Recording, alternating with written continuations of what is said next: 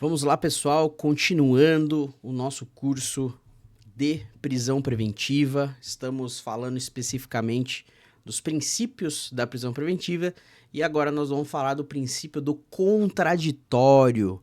Sim, tem que ter contraditório no âmbito da prisão preventiva. Por que que tem que ter contraditório no âmbito da prisão preventiva? Por conta do que diz a Constituição Federal. Apenas isso. Vamos ver o que diz a nossa Carta Magna, mais precisamente no seu artigo 5º, inciso 55. Diz assim, ó: aos litigantes em processo judicial ou administrativo e aos acusados em geral são assegurados o contraditório. E aqui eu paro a leitura porque é o que nos interessa, né? Então, estando no âmbito de um processo judicial, havendo ali um acusado em geral, e dentro desse acusado em geral, vamos embutir também o imputado no inquérito policial. Quando se fala de prisão preventiva, deve existir o contraditório. E o que é o contraditório aqui? Falando de uma maneira que não percamos muito tempo em minúcias processuais. Contraditório é a situação na qual o agente ele tem a oportunidade de saber o que está acontecendo no processo e se manifestar em relação a isso que está acontecendo no processo, tá ok? Então, isso é o contraditório. E para ficar um pouquinho melhor fixado aqui, eu coloquei, ó, o contraditório requer que as partes tenham ciência dos pedidos formulados pela outra parte e possa reagir a eles, né? Podendo interferir no convencimento do juiz. Isso aqui eu escrevo pensando especificamente na questão da prisão preventiva, porque a prisão preventiva ela vai chegar no processo por meio de um pedido, né? Por isso que eu disse aqui ciência dos pedidos formulados pela outra parte, que no caso vai ser o Ministério Público, vai ser o querelante, vai ser assistente de acusação ou vai ser a autoridade policial, e que a parte que contra a qual tiver sido feito o pedido de prisão preventiva, ela possa reagir, né? Podendo aí interferir no convencimento do juiz. Então faz todo sentido que alguém contra o qual tenha sido feito um pedido de prisão preventiva possa reagir a esse pedido, possa ter a oportunidade de convencer o juiz, né, de que essa medida solicitada, que é a prisão preventiva, né, pleiteada, não deve ser deferida. Então nós colocamos aqui de uma maneira gráfica aqui, ó, informação mais reação é igual ao contraditório. Isso tem que acontecer, pessoal, dentro do contexto da prisão preventiva. A prisão preventiva não é um ato potestativo. A prisão preventiva não deve ser um ato truculento. A prisão preventiva não deve ser algo que emana aí de um autoritarismo do Poder Judiciário, de forma alguma. Deve ser franqueada aí a parte prejudicada que ela venha se manifestar, sob pena de a gente dizer que não tem contraditório naquele processo judicial, né, naquele inquérito, né, pelo menos, né, quando se fala de inquérito, pelo menos no âmbito da decretação da prisão preventiva, tá? Fazemos aqui uma pergunta. Havendo o pedido de decretação de prisão preventiva, o juiz deve, antes de decidir, intimar a parte contrária para se manifestar? Diante de tudo isso que a gente estudou, contraditório, né? A parte tem que ser informada do que está acontecendo para que ela possa responder. Aí eu venho e faço essa pergunta. Havendo pedido de decretação de prisão preventiva, o juiz deve, antes de decidir, intimar a parte contrária para se manifestar? Ora, nós acabamos de dizer, é óbvio que sim. O juiz deve sim franquear a parte prejudicada se manifestar em relação à eventual decretação de prisão preventiva. E você pode estar dizendo, mas só tem aquela disposição um pouco genérica da Constituição, de que toda pessoa envolvida ali no processo judicial, ela tem direito ao contraditório, não tem algo mais específico? Mas é claro que tem, nós trouxemos aqui para você para dar um curso de prisão preventiva extremamente completo. Veja lá no artigo 282, parágrafo 3º do Código de Processo Penal, ele diz assim, ó: ressalvados os casos de urgência ou de perigo de ineficácia da medida, o juiz, ao receber o pedido de medida cautelar, determinará a intimação da parte contrária para se manifestar no prazo de 5 dias. Atente-se à parte aí destacada, né, não o número do artigo ali, mas no texto, diz assim, o juiz, ao receber o pedido de medida cautelar. Pessoal, A prisão preventiva é uma medida cautelar, né? Preparando aqui a aula para vocês, eu até falei, nossa, eu posso fazer uma pergunta. O que é a prisão preventiva? É um tipo de crustáceo?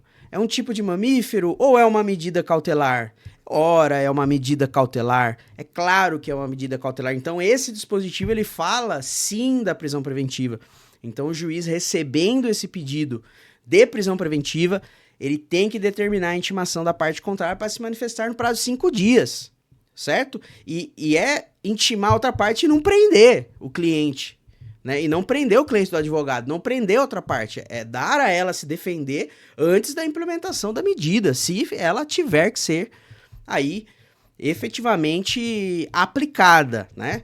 Então, a resposta àquela pergunta que fizemos, ora, o juiz precisa intimar, portanto, o juiz precisa intimar o réu para que esse se manifeste ao pedido de prisão preventiva, né? O réu está no processo, tem que se manifestar. Não tem por que não, porque isso é cercear direito fundamental, que é o contraditório, tá? E eu trouxe uma decisão aqui legal para vocês, do Tribunal de Justiça de Minas Gerais. Olha que legal, o Tribunal de Justiça de Minas Gerais, que decidiu de uma forma bem didática e que nós podemos observar aí a incidência desse princípio do contraditório no âmbito da prisão cautelar. Vamos dar uma olhada aqui no texto? Neste prisma, no tocante às alegações dos impetrantes referentes ao desrespeito do contraditório prévio, prejudicando, portanto, o devido processo legal, tem-se que as mesmas merecem prosperar. Olha lá, ó, o desembargador aqui ele já começa a acatar a tese do desrespeito ao contraditório prévio. Haja vista que, olha como esse professor está te indicando de maneira correta os dispositivos. Haja vista que, em atenção ao artigo 282, parágrafo 3º do Código de Processo Penal, que se aplica às circunstâncias em tela, já que, como dito, não fora possível atestar o descumprimento das determinações fixadas quando da concessão da liberdade provisória, não se havendo de falar, portanto, na hipótese do parágrafo 4º do dispositivo legal mencionado retro, após o recebimento do pedido de medida cautelar, o juiz deverá determinar a intimação da parte contrária para que se manifeste no prazo de 5 dias, o que não fora feito no caso presente, vez que o Ministério Público requerer a custódia provisória, a mais extrema das medidas, tendo sido tal pleito acatado pelo magistrado de origem sem que fosse dada ciência à defesa, tornando ilegal, assim, a prisão preventiva. Então veja aqui, pessoal, aqui você consegue visualizar de uma maneira muito tranquila a questão da necessidade de contraditório prévio a um pedido de prisão preventiva. Nesse caso aqui, nós tivemos aí um contexto no qual o agente ele descumpriu, né? Ele teria descumprido algumas medidas fixadas anteriormente, né? Medidas cautelares diversas da prisão, ele teria descumprido, né? O Ministério Público logo pediu a prisão preventiva e o juiz, sem dar ciência à parte, sem fazer com que a parte tivesse a sua oportunidade de se defender, já decretou prisão preventiva. E aqui o Tribunal de Justiça de Minas Gerais reconheceu a falta de contraditório prévio e declarou ilegal a prisão preventiva e, obviamente, mandou soltar, né, o paciente aqui no caso. Então veja que, mais uma vez, mais um princípio que nós trazemos para você e mais um julgado e mais uma aplicação prática para que você saiba que, pessoal, os princípios soltam os seus clientes. Os princípios são argumentos extremamente poderosos no combate à prisão preventiva ilegal, tá bom? Bom, pessoal, o que acontece? Falamos até agora que realmente a prisão preventiva tem que ter nela o funcionamento do princípio do contraditório, tem que avisar antes para se manifestar. Só que o dispositivo do parágrafo 3º do 283 do Código de Processo Penal, ele deixou ali, né, algumas palavras que são usadas de uma maneira incorreta por, não todos, mas muitos juízes e juízas, que diz assim, ó, a prisão preventiva somente pode ser decretada sem contraditório quando a medida for urgente ou quando a intimação colocar em risco a eficácia da medida. O que eu quis dizer aqui? Se você voltar lá no texto, vamos até voltar no texto, porque aqui, ó, eu falei para você que era o texto, mas não é. Aqui é a paráfrase, né? Mas vamos voltar lá no texto. Olha o que ele diz lá. Lá no comecinho, ó. Ressalvados os casos de urgência ou de perigo de ineficácia da medida. O que ele está dizendo aqui? Olha, se o caso for urgente ou se a intimação prévia da pessoa trazer possibilidade de ineficácia da medida, ou seja, eu vou falar que há um pedido de prisão preventiva para ele se manifestar. Ele vai fugir, ele vai se furtar dessa prisão preventiva, aí eu posso decretar sem contraditório prévio. Eu prendo e depois escuto. Só nesses casos, urgência ou perigo de ineficácia da medida. Vamos voltar lá agora aonde nós estávamos. Só que o que acontece, pessoal? Quem que decide se a medida é urgente? Quem que decide se existe risco da eficácia da medida? É o juiz. Então, nós temos aqui um pedaço que dá uma subjetividade muito grande ao juiz para que ele decrete a prisão preventiva sem contraditório, né? Porque ele que decide o que é urgente, ele que decide o que é risco, a eficácia da medida. Então, nós damos aí no processo penal um espaço indesejado para subjetividade, por arbítrio, né?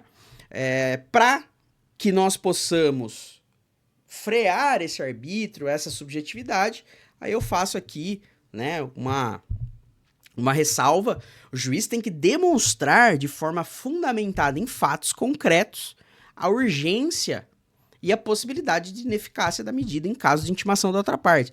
Então, assim, o juiz tem o poder de decidir se é urgente, o juiz tem o poder de decidir se há um risco à eficácia da medida? Tem poder para isso. Só que ele não tem poder absoluto, ele tem que justificar, ele tem que fundamentar, pessoal. Volta lá, ó.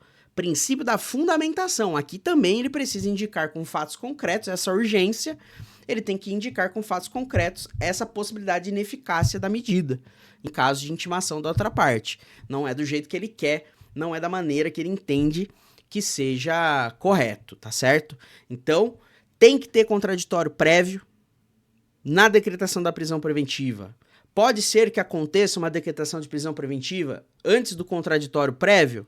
Pode. Quando? Quando houver urgência e risco à eficácia da medida justificadamente mostrada, de maneira fundamentada, pautada em fatos concretos, tá bom? Bom, finalizamos aqui, né, o princípio, né, do contraditório, e agora nós vamos para o princípio da provisionalidade. Esse princípio ele é muito tranquilo, tá, pessoal? Mas, para que ele se torne tranquilo, nós temos que entender o que é provisão, né? Provisão não é uma palavra muito usual, né? A gente não usa muito essa palavra, então vamos saber o que significa provisão, que é a palavra que dá origem, né, à provisionalidade, né? Que é a característica aí desse princípio que nós vamos estudar agora, princípio da provisionalidade. Pois bem, o que é provisão? Provisão, pessoal, de uma maneira bastante simples, e eu construí esse conceito aqui pensando na facilidade do entendimento. Você pode encontrar conceitos muito melhores, conceitos muito mais rebuscados do que esse, mas o meu objetivo é que você entenda o Instituto da Prisão Preventiva. Provisão, pessoal, ato ou efeito de satisfazer uma necessidade. Então, quando eu estou dizendo provisão, eu estou dizendo de satisfação de necessidade. Existe uma necessidade, existe uma falta e acontece uma provisão. E quando acontece a provisão, essa falta, essa necessidade é satisfeita, certo? São satisfeitas. Então, vamos lá, continuando aqui. Pessoal, princípio da provisionalidade, princípio da provisionalidade é a norma que diz que a prisão preventiva serve para satisfazer uma necessidade, né? Linka lá com o conceito que nós acabamos de ver, que é a provisão, satisfação de uma necessidade. Então, o princípio da provisionalidade, ele quer que a prisão preventiva venha servir a satisfazer uma necessidade. Então, tem que ter, no contexto, tem que ter no caso concreto, a satisfação de uma necessidade. Qual necessidade, né? No âmbito da prisão preventiva, eu tenho que estar satisfazendo a necessidade de proteção social ou eu tenho que estar satisfazendo a necessidade de garantir uma boa persecução penal. Nesse momento, você não precisa se preocupar muito com entender qual que é a necessidade que a prisão preventiva tem que satisfazer. A proteção da sociedade, a garantia de uma boa persecução penal, porque nós vamos estudar isso lá na frente, tá certo? Quando nós estudarmos o fundamento da prisão preventiva. Mas já vai se acostumando, né? Quais são as necessidades que devem ser provisionadas, satisfeitas, né, pela prisão preventiva? Proteção social e garantia de uma boa persecução penal, beleza? Prosseguindo, se a prisão preventiva ela deve ser apenas aplicada quando há necessidade, quando existe uma falta a ser suprida, caso não haja essa necessidade, ela não deve ser decretada. Então, se eu não verificar uma situação concreta que mostre para mim que existe uma necessidade, existe uma falta naqueles critérios que eu disse antes, eu preciso satisfazer proteção social, preciso garantir uma boa persecução penal, a prisão preventiva não deve ser decretada porque ela não tem nada para satisfazer, ela não tem nada para atender, ela não tem nada para satisfazer a falta. E se de alguma forma essa prisão preventiva nessa situação tiver sido decretada, ela deve ser relaxada. Por quê? Porque nunca houve situação ensejadora de prisão preventiva, porque não tinha necessidade, não tinha nada para ser provisionado. Então ela tem que ser revogada se ela foi decretada anteriormente, porque a prisão preventiva ela só atua quando há uma necessidade, quando há uma falta e ela vem ali e supre essa falta e resolve essa falta. Se não tem o que resolver, ela não deve ser decretada. Se ela foi decretada, ela tem que ser relaxada, porque é ilegal, não havia necessidade. Beleza? Vamos lá? Prosseguindo. Mas da onde você tira esse princípio da provisionalidade, professor Valdir? No artigo 282, parágrafo 5º do Código de Processo Penal, fique atento a essa redação. O juiz poderá, de ofício ou a pedido das partes, revogar a medida cautelar ou substituí-la quando verificar a falta de motivo para que subsista, bem como voltar a decretá-la se sobrevierem razões que a justifiquem. Perceba que esse dispositivo legal, ele mostra que a prisão preventiva ela é elástica, ela vai e ela volta. Então eu posso decretar a preventiva. Agora, se eu verificar que falta motivo para que ela subsista, eu revogo. E se eu ver que novamente há uma necessidade, surge motivo de novo, eu decreto de novo. Então, ela funciona a necessidade. Ela funciona a provisionalidade, melhor dizendo. Então veja que esse parágrafo 5º do 282, ele mostra que a prisão preventiva ela chega quando há uma necessidade, e quando essa necessidade se vai, ela se retira. E se essa necessidade volta, ela se apresenta novamente. Isso é provisionalidade, ela chega quando é necessário, quando há falta, quando há algo a ser resolvido, ela chega. Mas é só isso, só esse artigo? Não. O caput 316 também mostra essa natureza que chega na hora da necessidade e sai na hora da não necessidade. Veja lá, o juiz poderá, de ofício ou a pedido das partes, revogar a prisão preventiva, se no decorrer da investigação do processo verificar a falta de motivo para que ela subsista, bem como novamente decretá-la, se sobrevierem razões que a justifiquem. Então, esse caput 316 é praticamente a mesma sistemática do dispositivo anterior. Eu decreto a prisão preventiva se há necessidade, eu revogo se não tiver mais necessidade, mas se tiver necessidade de novo, eu decreto de novo e sempre ela entra em cena e sai de cena conforme necessidade, conforme ser imperioso que ela venha satisfazer alguma falta, que são aquelas faltas de proteger a sociedade e proteger ali, proporcionar uma persecução penal de qualidade. Beleza, pessoal? Então, finalizamos aqui essa aula. Próxima aula nós vamos falar sobre o princípio da atualidade, que é um princípio muito legal, então fique atento.